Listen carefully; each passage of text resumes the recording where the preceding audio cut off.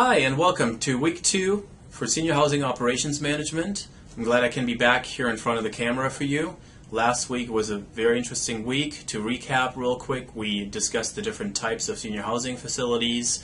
I posted a question on Blackboard. Thank you very much for your participation. There's a lot of good input there.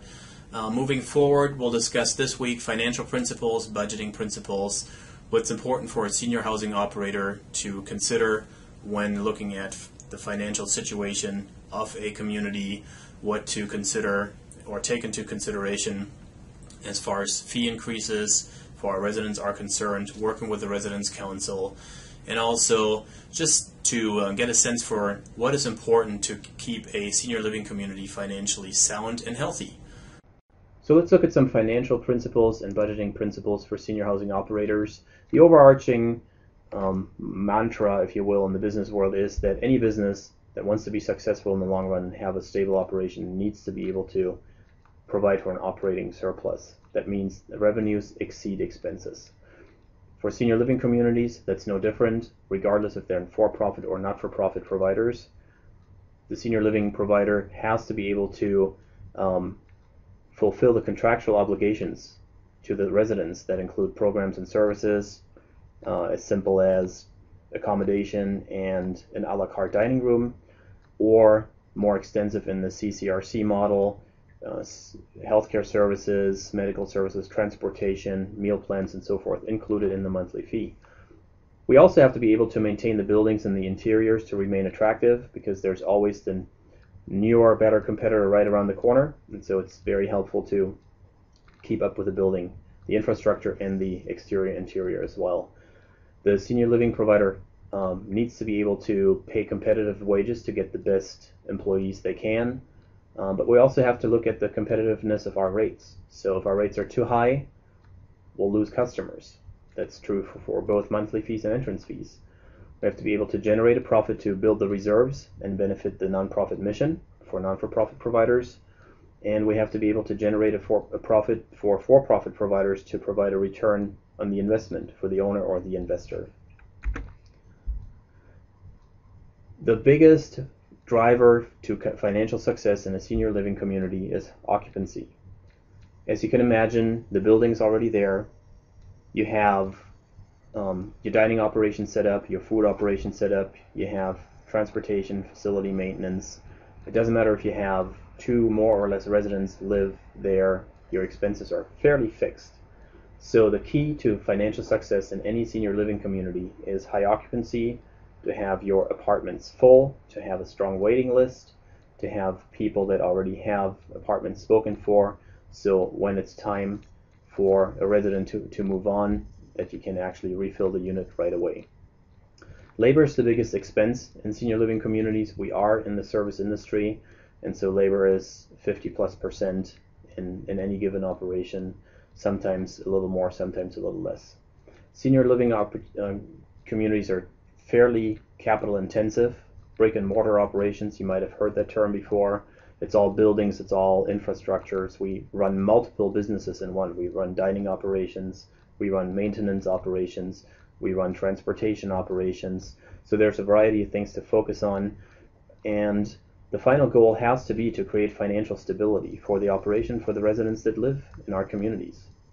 So one of the biggest principles is do not rely on investment income, do not rely on entrance fee cash for CCRCs, for example, to cover operation. The operation has to be effective and efficient enough to stand on its own. So what revenues do we typically capture in our retirement communities? We already talked about monthly fees a little bit. Those include basic services or more extensive services. There's also so-called entrance fees, or sometimes life leases, for continuing care retirement communities or some independent living communities. Those can be traditional or non-refundable or refundable. If they're refundable, they're typically a little higher priced at 50 to 60% premium over the non-refundable fee, and the non-refundable fee is typically based on the median home value in the area. There's miscellaneous revenue we budget for, such as guest meals or transportation charges and so forth, in order to get to the total revenue line item on our budget, we take either an average rate and the occupancy per unit type, or we could put the entire unit type occupancy history and projections of occupancy percentages in the next budget year for each unit to come up with a total revenue number. Fees and fee increases. This is a hot topic all the time. Resident fees pay for all expenses in senior living communities. The fees have to be competitive, as I pointed out, but it's also important to show predictability in fee increases to prospective residents. Low or no increases can financially hurt the communities years or decades later, and increases are needed to keep up with inflation and rising expenses. The following chart shows you a difference between two communities. Community 1 opted to have a stable increase in fees every year of 5%. Community 2, that's the purplish line, has had anything from 0 to 8%, but as you can see, the fee 20 years into it ends up substantially lower than Community 1, and you cannot make up for those lost revenue increases.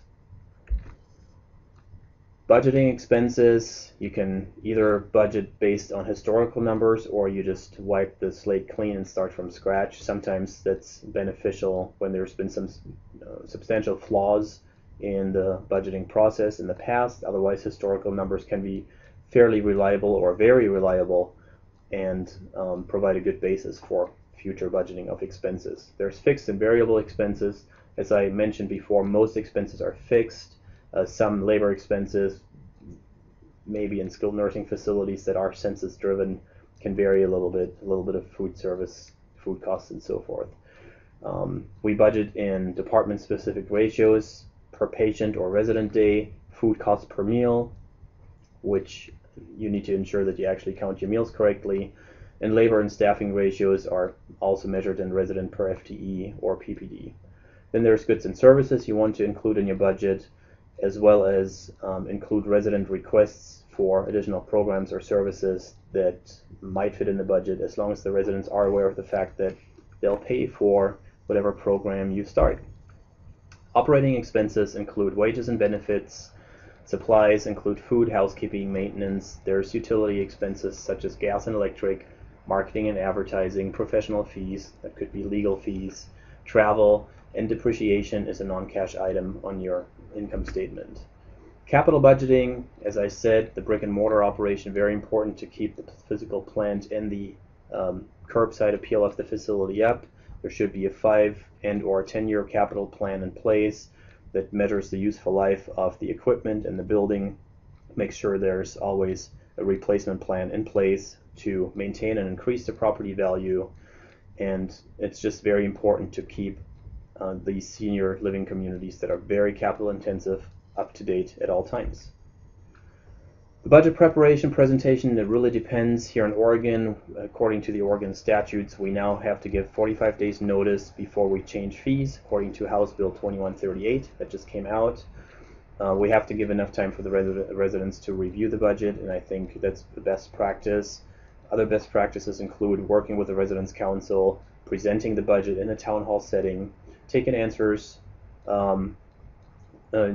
questions and answering them correctly, and be transparent, because the residents pay for the expenses, and so we should work with them.